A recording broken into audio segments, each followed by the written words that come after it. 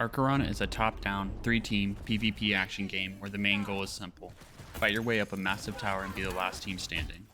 If you played Diablo or Path of Exile, the movement and ability mechanics will feel instantly familiar. The game kicks off with a straightforward tutorial covering movement, map navigation, weapon usage, and how to gear up.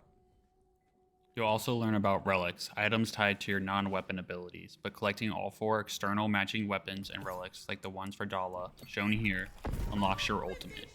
Throw in shrine shopping and player revives and you got the baseline setup. In the latest closed beta, they introduced a new mode called Spires, which is a 3v3 arena, which takes a really interesting approach to character builds. Honestly, I ended up liking it way more than the other mode, Ascension, that is basically a battle royale. Here's why, starting with Ascension first. In Ascension, you drop into a match with 15 teams of 3, making it 45 players total. You pick your drop point, hunt for chests, and kill monsters to gear up so you're ready for player fights. Naturally, there's a shrinking safe zone that forces everyone into tight, chaotic areas called beacons. You keep clearing mobs, fighting players, and pushing up floors until one team is left. To be completely honest, I found this mode pretty bland. It didn't really grab my attention, and after a few matches, I was ready to head back to Spires. Now Spires, this is where the game actually shines. It's a 3v3 arena with rounds that are best of 3. Win a match and you move up to the next floor out of 10. To finally ascend, you get 3 attempts to climb the tower, losing 1 per defeat.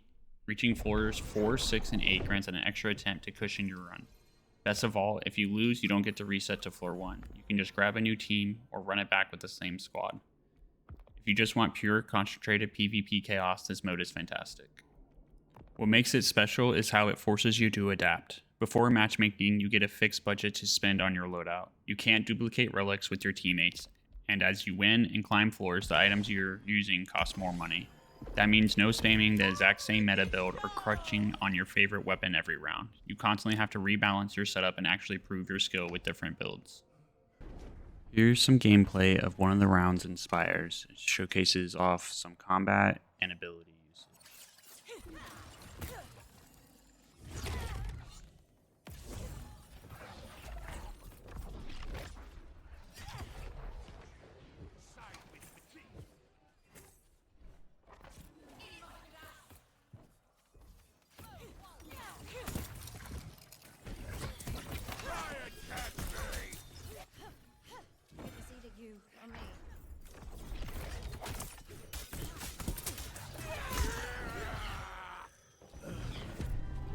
The main screen keeps things clean with 4 tabs: Play, Books, Customize, and at the top right, Social.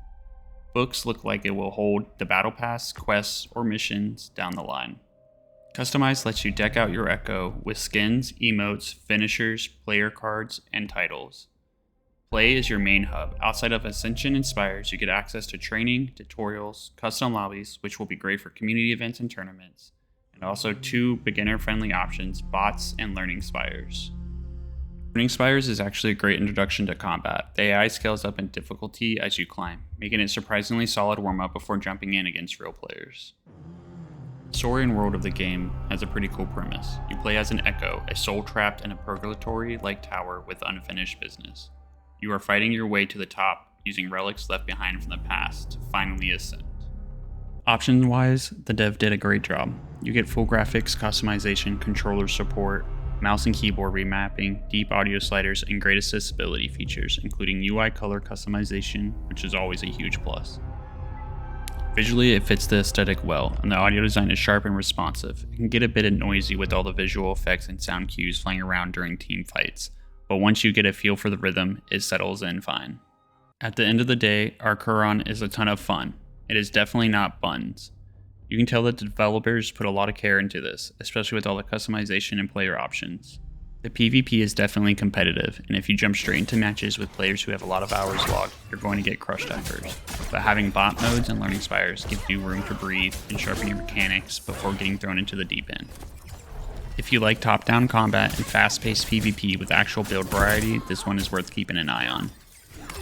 Thanks for watching Fun or Buns, and don't forget to like and subscribe.